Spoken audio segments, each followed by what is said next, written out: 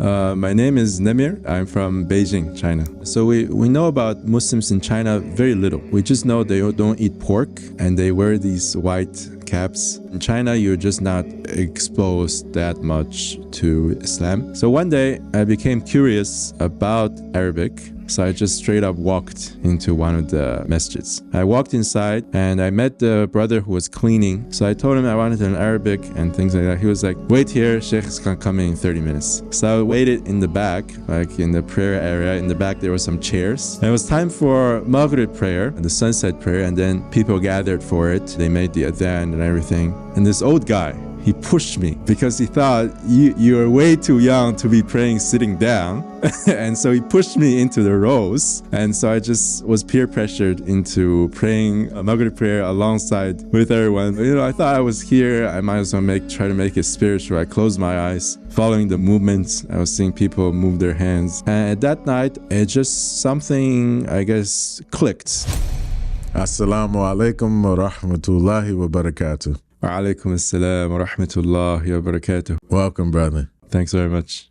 What's your name and where are you from? My name is Nemir. It's Arabic for tiger, but I'm Chinese and I'm from Beijing, China. What was your experience like growing up? In China, it's a particular situation, and because of the one-child policy, I was the only child with my parents. We kind of had a nucleus family, just the three of us, growing up in the central part of Beijing, which was very historical, very central. We were like 10 minutes away from the Forbidden Palace, very traditional, conservative upbringing. And in school, I was there until high school. Then it was mostly just kind of secular public education. Yeah. Did you always believe in God or did you come from a religious background? In Chinese culture, we say sometimes things like 谋事在人,成事在天. For example, if your planning is done by the people or the human, and whether you're given success or not, it depends on heaven. So heaven is brought out and thought of as a monotheistic Lord of the universe, but we don't really put much commitment to it because obviously there's all these Buddhist temples and different idols that people worship. So growing up, I was not religious, and in fact, I was kind of anti-religious because of the secular upbringing. And, in high school, I started just reading things. So even when I was 8 years old, my parents used to buy me these books and I would finish them like one per week, things like that. And one of the books they bought me was the stories of the Bible. So I started reading all the stories. Then I started in middle school, started reading the Bible itself. And I was just reading it. There was no church. I didn't go to church. I just read the Bible, and it just seemed like a nice story of God sending prophet Jesus to earth to teach the children of Israel. I didn't know that much about who Jews were or all the history behind it. But after reading it, I stopped. I refused to prostrate to Buddha when my parents used to take me to temple like once a year or something like this. I just refused. It was something kind of naturally that I felt that I should not do. There's no reasoning behind it. And so even though, I didn't really believe in Christianity, I was just, to me, like a nice set of stories. There was no proofs in the Bible itself to prove its veracity and its truthfulness. And so I never believed in it. And later on, with the scandals coming out of the Catholic Church, I became very anti-religious. It kind of turned me off religion in general. How did you first hear about Islam or what attracted you to it? So we know about Muslims in China very little. We just know they don't eat pork and they wear these white caps, and that's about it. In China, you're just not exposed that much to Islam, even though there are more Muslims in China than in the United States. But for percentage-wise, because population-wise, China is a huge country, it's hard to get to know them. I learned more about Islam when I came here. So I came here after high school to do my bachelor's at New York University. And for some basic classes, we had to take cultures and contexts and texts and ideas. We read a book, in one of them, The Travels of Ibn Battuta. He was a famous Muslim traveler from modern-day Morocco. and he traveled 4 times the distance as Marco Polo, but nobody talks about him because he was a Muslim. So it just seemed to me like a very fascinating world that he lived in, which I just found fascinating. And I wrote a paper on it. And if you read my paper today, you would think that I was Muslim already because I was saying, oh, look at the Islamic Golden Age, how that's such a different way to live as a society than the materialistic, kind of capitalistic, selfish, individualistic society that we live in today.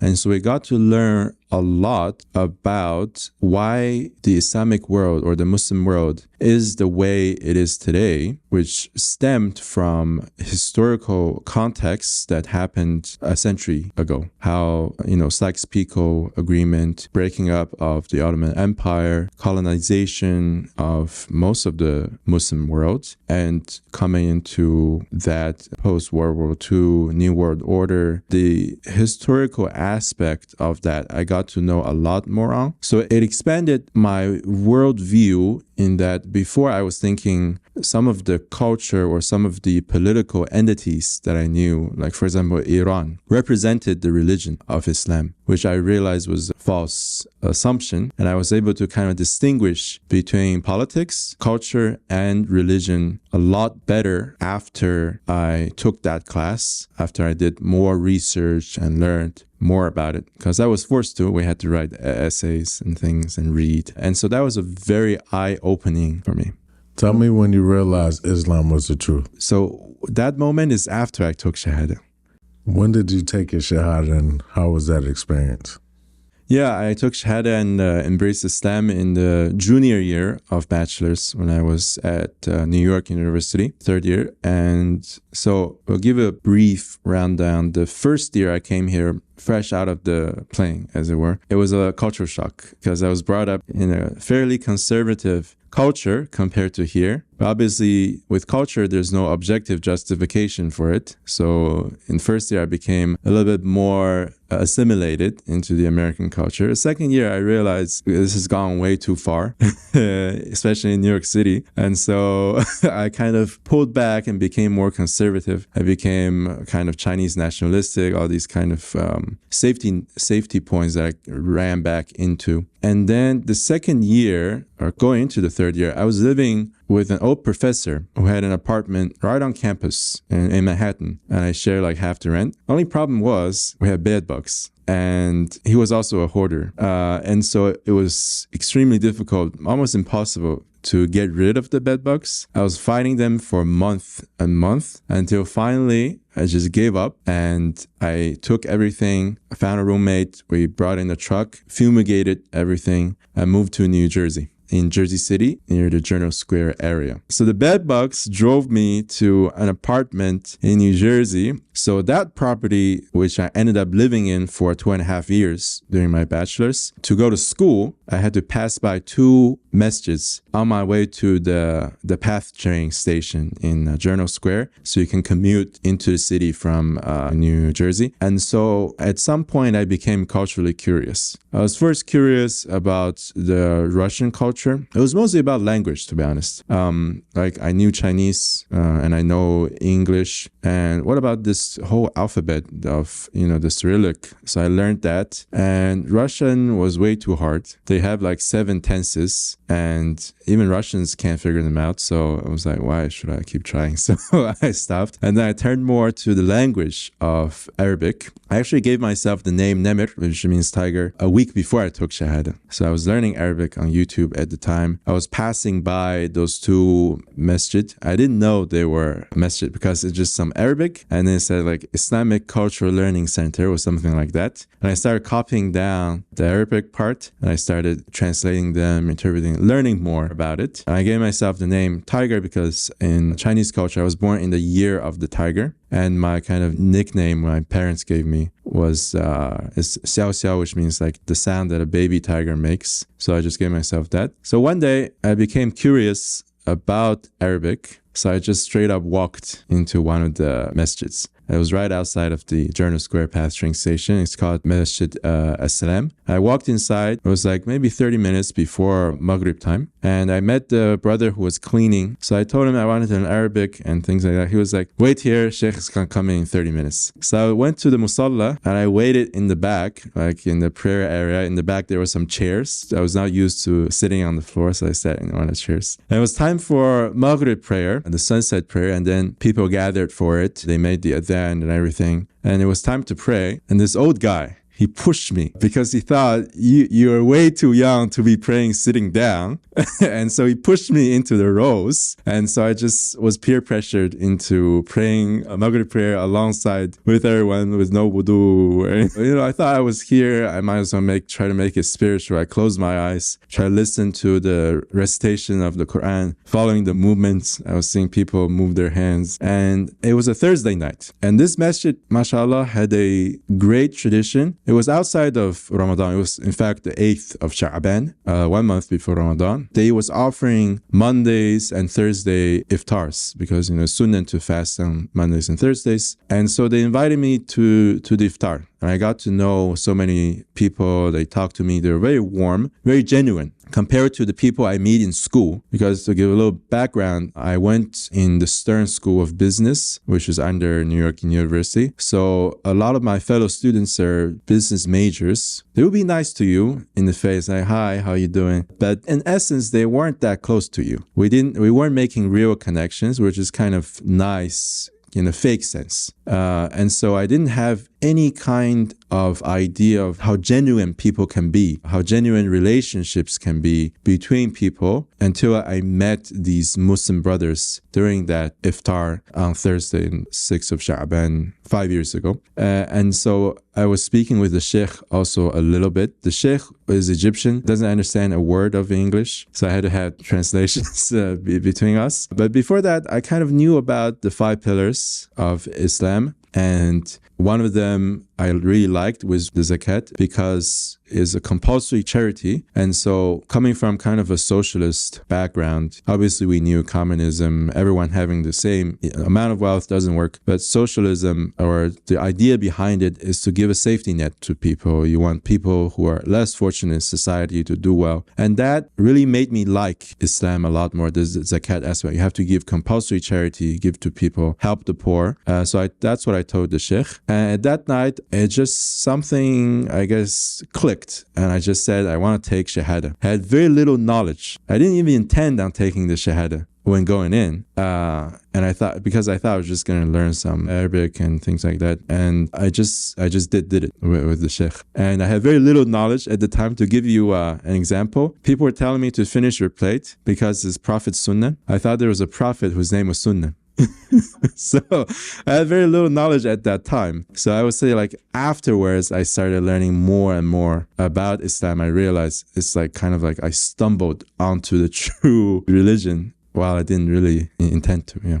Tell me about the moment when you realized Islam was for you. So this moment was kind of a journey that came after I took Shahada and accepted Islam. I started researching more about it, learning about the Quran, reading the Quran, and how I juxtaposed that with my experience with the Bible back in middle school and high school was that I found proofs, many proofs, innumerable proofs of the veracity and truthfulness of the Quran within the Quran. You don't find that in the Bible. So starting with the scientific miracles, all these things, descriptions of the embryo's development in the fetus, detailed in the Quran, stars' movements, how the sun and the moon travel in an orbit, the planets, how the universe is expanding, all in the Quran that was revealed almost 1500 years ago. Very amazing. I never encountered a religion whose scripture was like this before, that it actually had proofs. Because before, going by the standards that I had, I guess psychological, subconscious standards I had set while researching Christianity, was that it's just something you have to take a leap of faith to believe in. Kind of blindly, as it were. So therefore, you can kind of pick and choose. Like, I like this part, I like that part, so I'm going to do this. But the Quran really shook me in the sense that its proofs are innumerable, and is concrete and is evidenced on so many levels. Now, obviously, with more knowledge, I know about the linguistic miracle of the Quran, how no human is able to even come up with a verse and a surah like it, right? So, and the scientific miracles of the Quran. And when you look into the Prophet, sallallahu alaihi wasallam, his mission, his history, so many miracles that happened, and how he by himself, logically speaking, was not doing anything except to deliver this true message from God, that's when it really clicked.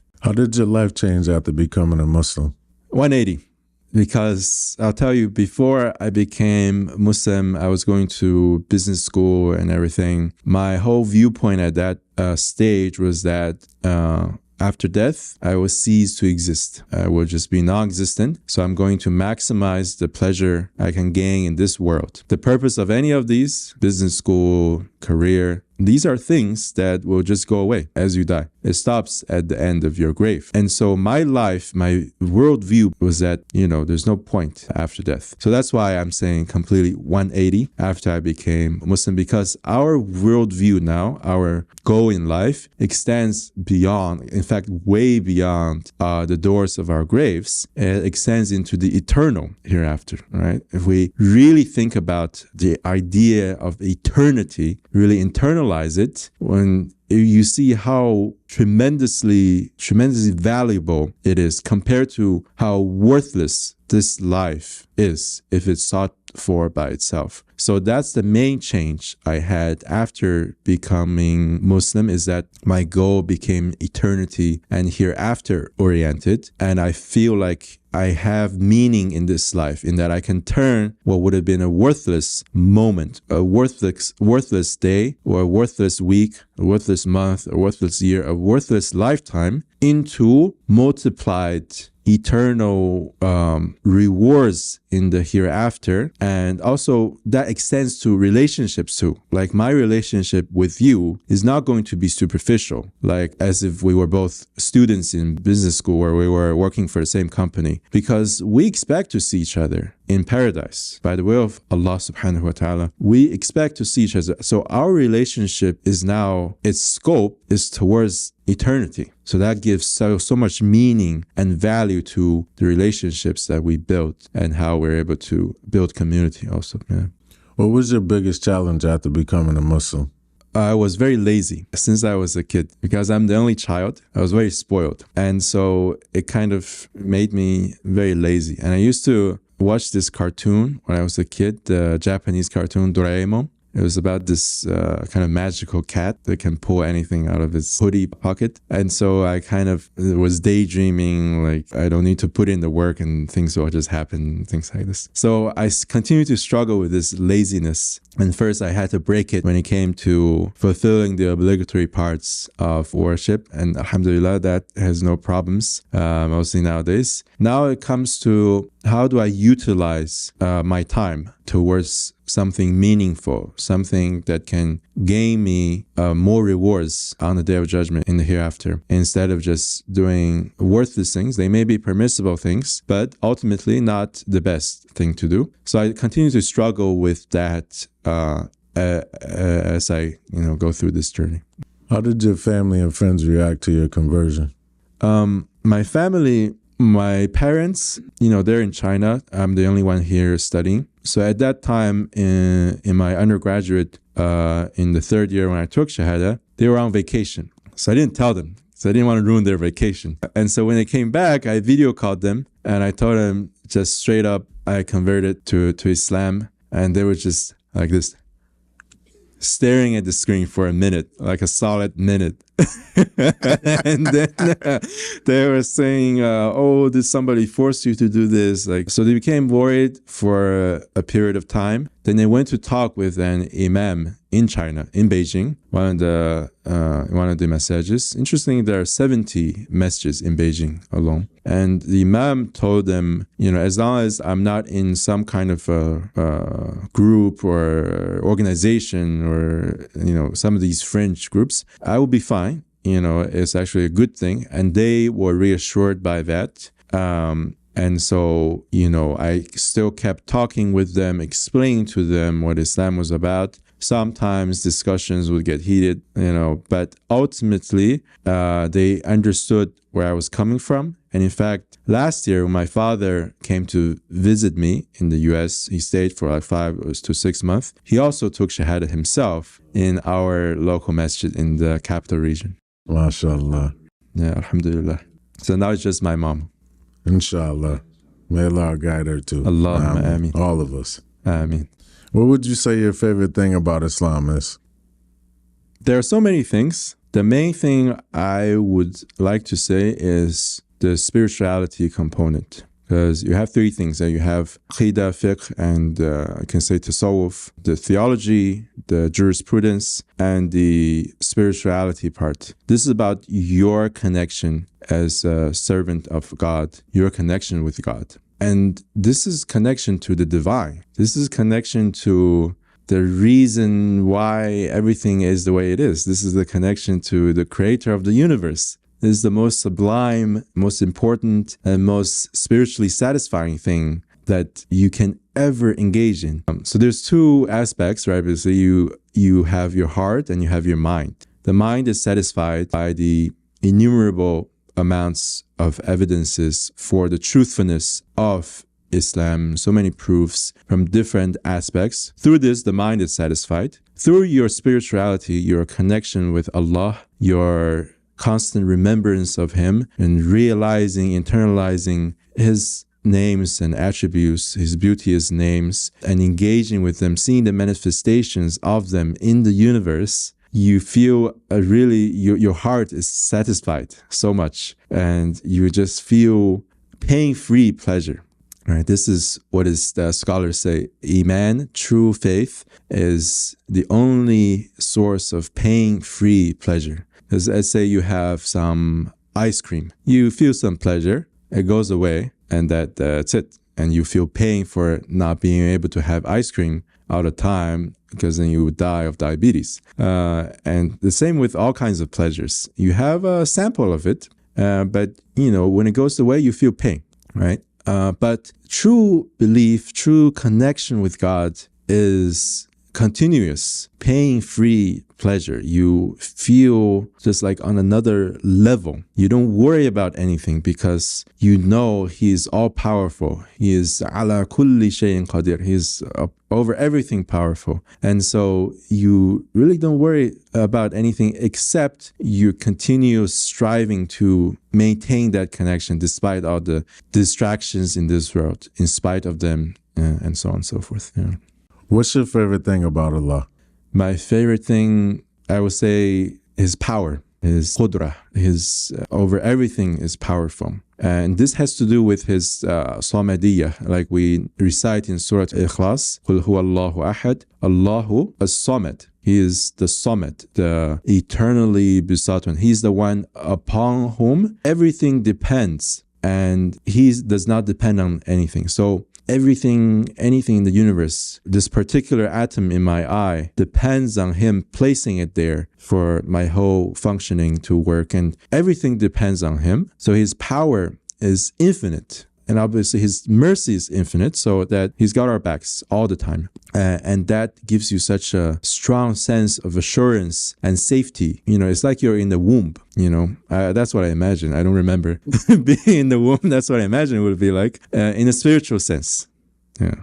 What's your favorite hadith or verse in the Quran? I would say one of my favorite hadith is the hadith where the Prophet ﷺ said, wondrous is the affairs of the believer. Ajaba amru mu'min. If something good happens to him, he is thankful to Allah, and it is good for him in terms of the hereafter. And if something bad happens to him, he is patient and he is rewarded for it, and it is good for him in terms of the hereafter. So that hadith, very simple to say, 2 scenarios, 2 if-else statements, and I'm a computer science major, just if-else statements. But if you're able to internalize it, it shifts how you view life in such a fundamental way that you feel so optimistic about life because your goal looks to the eternal hereafter and you're always gaining things.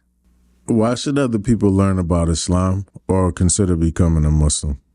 because you will die and you have a limited life. If you seek life for itself, it will be ultimately a worthless life. So you should be curious. In fact, it should be your foremost concern that what happens to you after you die. You should be so curious about it. You should try to find out everything you can about it. And I can tell you after research, Islam is the truth. And what it can offer you is eternal salvation. Because of its truthfulness, right? You understand this is actually what it is. And if you do this, if you have faith, you have belief, and you do good deeds, and you continue striving, you will gain so much in the eternal hereafter. And it will be for eternity, not for this life. This life, even if I can live for 1,000,000 years, is going to end. And at the end, it becomes worthless. There's another hadith that the Prophet ﷺ said, what has been left for the children of Adam except the food that you eat and it goes away, and the clothes you wear is worn out and it goes away, but except the wealth that you put forth in the way of Allah,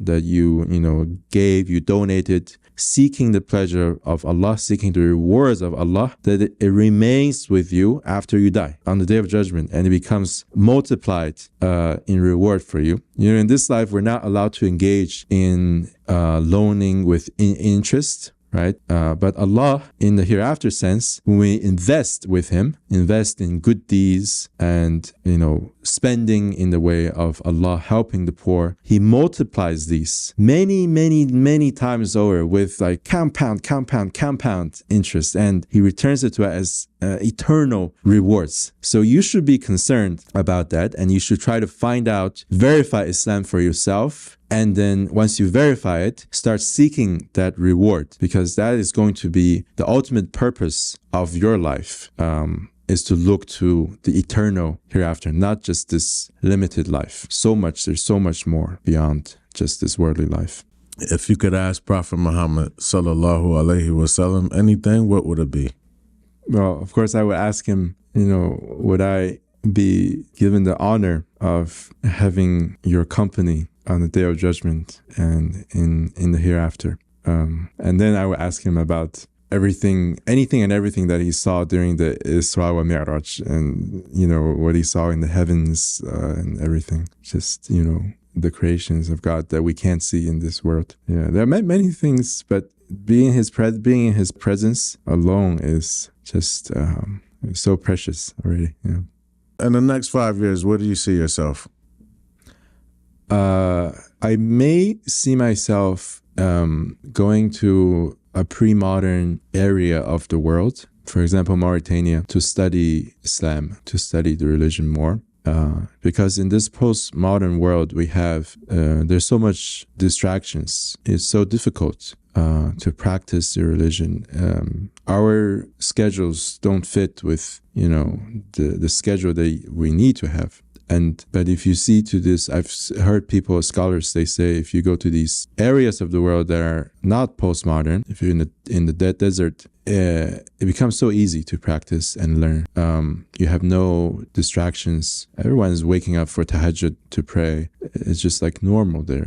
So I want to see that next level of things, because we may look at the rich and famous and the intellectual and the sophisticated famous peoples of this world and think that is what is important. But in the view of Allah subhanahu wa ta'ala, maybe the people that we don't know about that are just living and learning and teaching in the dead desert, that are more important to Allah than them. So that's what I intend to do. I just need to get out of this postmodern career kind of framework, right? Right now I'm doing my PhD. So inshallah, after finishing, I want to have more flexibility.